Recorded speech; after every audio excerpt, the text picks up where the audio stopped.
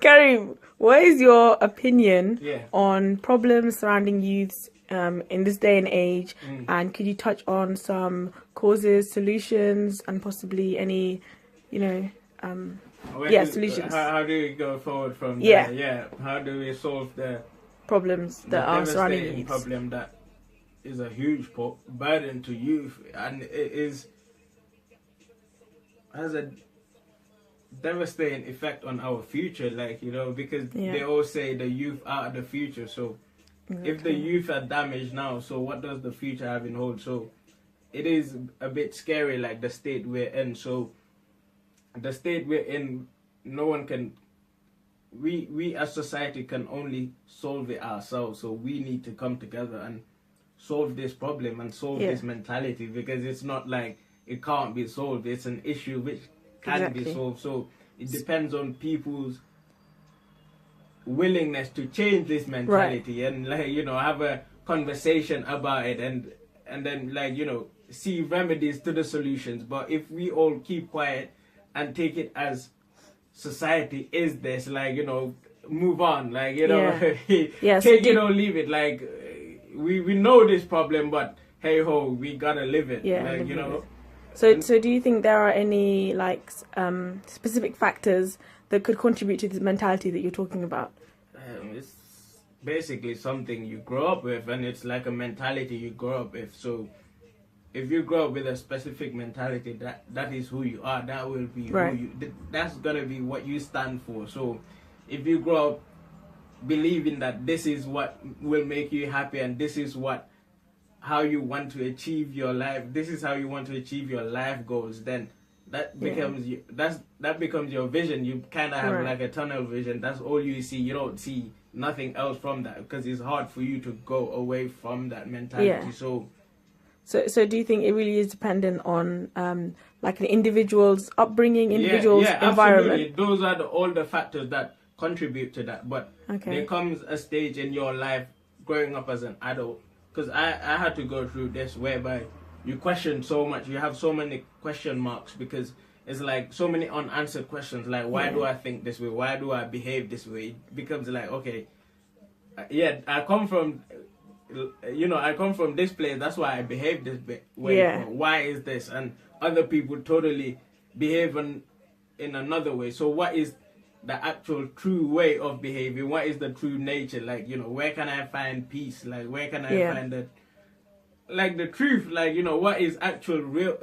What's actually real? Because what I believe is real might not be someone else's perception of what is real and what is right. You know what I mean? So it's very subjective. So that's where you come to a place whereby you try and seek knowledge. You try and open your mind up, don't have this closed mind mentality of where you come from, and because obviously that will depend, where you come from determines the kind of person you are. But it's good to open your mind, because it's a society which is so diverse, and so everyone, there's so many different cultural backgrounds, so there's so much to learn from so many people, that can properly shape your behavior, and you become a decent citizen of society. You know what I mean? So do you think there are things that young people can do for themselves that will improve? Absolutely, because I believe there are some really young, bright individuals out there who have so much talent and have so much ideas in them. They can bring forward something very useful to society that can change a norm. It can change, it can revolutionize something. So I believe the youth deserve a voice to voice out their opinion on how they can improve their behavior, because we know our problems. The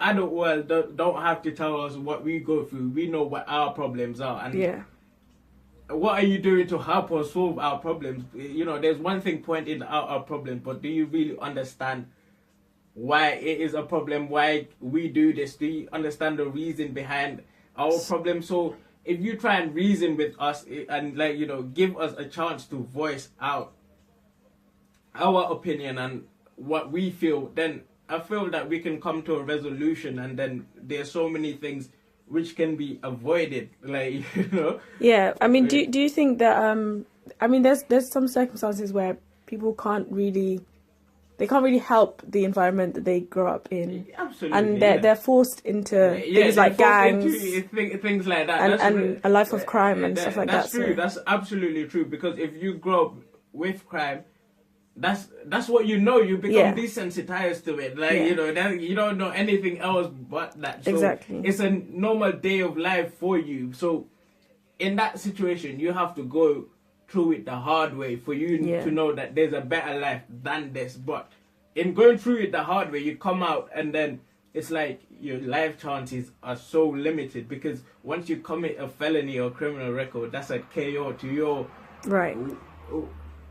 chances of working in so many different aspects. So if society is against us wanting us to change for the better, like, you know, it's against us in trying to achieve that, then how do we solve this problem? Because they have to help us as well. Because if we're like, if we grow up with this environment, this will be us, so that chances of us committing crime is very high. Like, that's natural. You know what I mean? Because that becomes your way of life of living. So it becomes totally normal. So, and as a kid, you become so naive. You don't know you don't really know what right and what wrong. You're like, you know, you can't differentiate between right and wrong that much. So it's so difficult. Like, and this is something we really need to look at, so that so many people get a second chance and get a chance to rebuild their lives. Because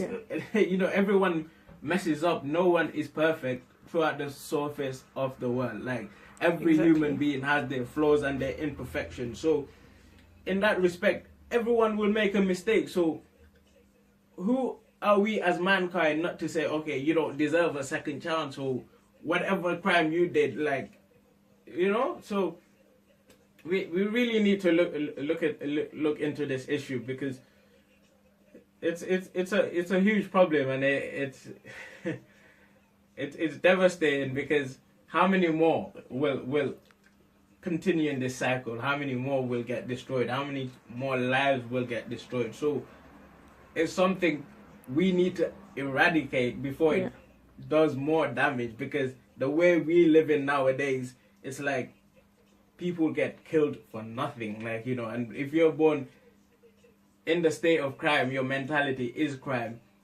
It's, you know, it's like that's just another body. Like, they will tell you in gang language, like, you just got another body. It's whatever. Like, that's nothing to you.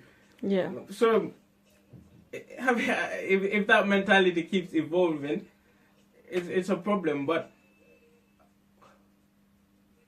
a positive, what we can take out of that is that people who've gone through this and went through the hands of the system and got out, they're the ones that need to come back to the hood and educate the kids not to fall into the same trap. Because at the end of the day, it is a trap. It's it's there to get you, like, you know. So the elders need to go back and say, you know, get out of crime, go to school. Yeah, like, you don't have to. Yeah, try and better your life. Like, try and do something that will keep you out of trouble, because trouble ain't no good for you, bro. Like, to keep it on the real. Like, I don't want to knock off your hustle or whatever, but trouble ain't really good for you. Your hustling or whatever you're doing will get you the short-term gains you're looking for, but longer term, it's destroying you. Like, once the system gets a hand of you, then you're destroyed in some respect. So I think the elders need to, like, you know, come back and teach the youth better, and find some schemes that will keep these people out of trouble, out of crime, because there has to be a better way to this. Bye.